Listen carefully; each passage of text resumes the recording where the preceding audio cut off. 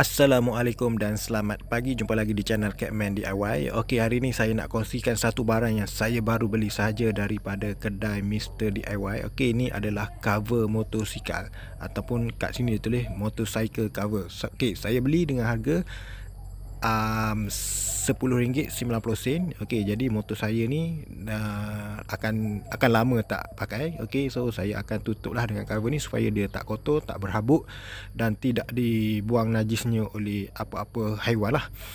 Okey, jadi tanpa membuang masa, saya akan kongsikan kepada anda tentang barang ni.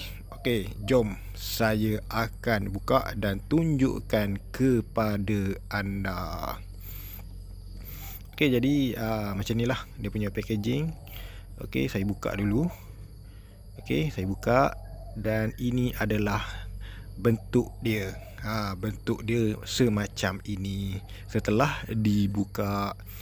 Okey, jadi saya akan letakkan jadi saya akan pakaikan kepada motor saya. Okey, ini adalah setelah dipakaikan kepada motor LC tadilah motor saya. Okey, ni macam ni. Okey, so dia sampai sprocket je. Okey, dia tak sampai ke tayar habis ya, dia sprocket je. Lebih kurang macam gini. Okey, itulah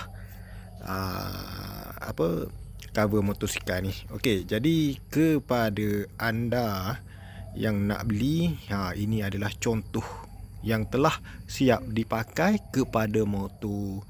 Okey, mungkin dia tak rapat tu sebab side mirror tinggi ke apa ke, lebih kurang macam ni lah. Okey, ni kiri kanan. Okey, saya tunjuk semualah kepada anda. Okey, jadi kepada anda yang nak dapatkan cover motosikal ni, bolehlah beli dekat kedai, mana-mana kedai lah yang mana ada kan. So, yang lebih kurang packaging yang macam saya tunjuk tadi, inilah rupa dia. Macam tu.